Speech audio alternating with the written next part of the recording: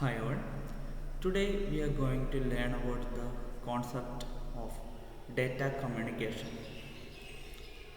First let's learn about data communication and what all are the components of data communication, and we will learn about various data representations which is used for communication between various devices.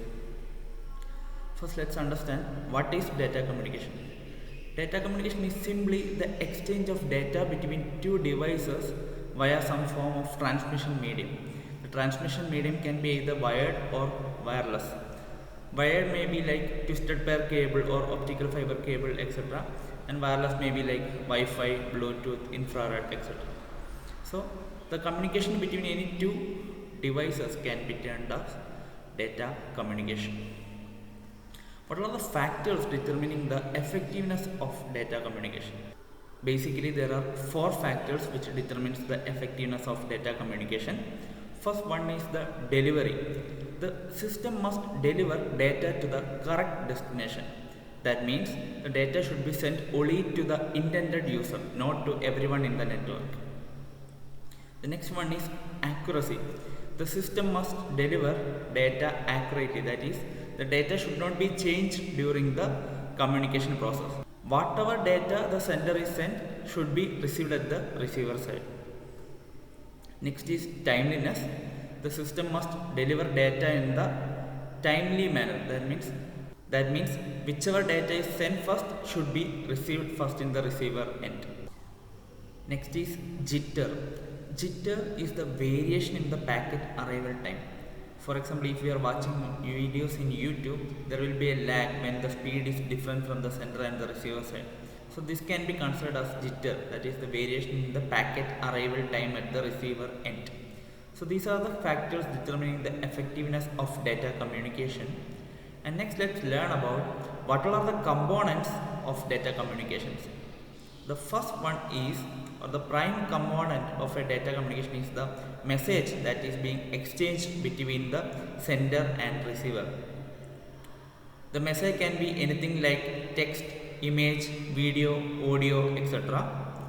The next one is the sender. Sender is the device that sends the data message in the network, and the message sent by the sender will be received by another device, and that device can be called as receiver. In order to send a message between the sender and receiver, we need a transmission medium. The medium can be the physical path by which a message travels from sender to the receiver side. The medium can be either guided medium or unguided medium, that is, it can be either wired or wireless. And the last one is, there should be some set of rules that govern this data communication. That rule can be called as protocols. So if we want to send a message from the sender end to the receiver end, we have to follow some set of rules or an agreement between the various communicating devices in the network. This agreement or the rule can be termed as protocols. Next is the various types of data that is transmitted between the two communication devices. The information comes in different forms like text, image, audio, video, numbers, etc. So let's see how these sort of data are represented while transmitting between various devices. First one is a text data, that is we usually use to text messages or even emails. So how this text is represented? Text is considered as a sequence of bits, that is zeros or ones, different sets of patterns to represent text symbols such as code. We are usually following ASCII code, that is 7 bits, 128 symbols. For every letter there should be some unique code.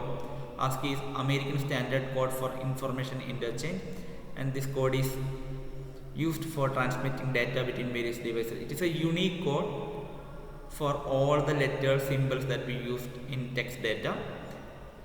There is a common coding system which is called as Unicode, which uses 32 bits to represent a symbol or a character in any language. So usually we use either Unicode or ASCII. The most widely used standard is Unicode. Next is numbers. Numbers are usually represented as bit patterns. The number is directly converted to a binary number and is transmitted from the sender to the receiver. And the next is images. We usually send images through various platforms like WhatsApp, Gmail, etc.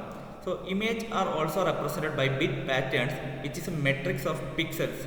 Pixel means picture element. The smallest individual unit of an image is called as pixel. Its expansion is picture element. Resolution represents the size of the pixel. For example, if we are saying an image of size 240 by 100, then the length of the image can be of 240 pixels and the height of the image can be, or the width of the image can be of 100 pixels. So the overall pixels in that particular image can be 240 into 100, that is 24,000. The high resolution means more memory is needed to store that data or that particular image. The next is audio. It is continuous, not discrete.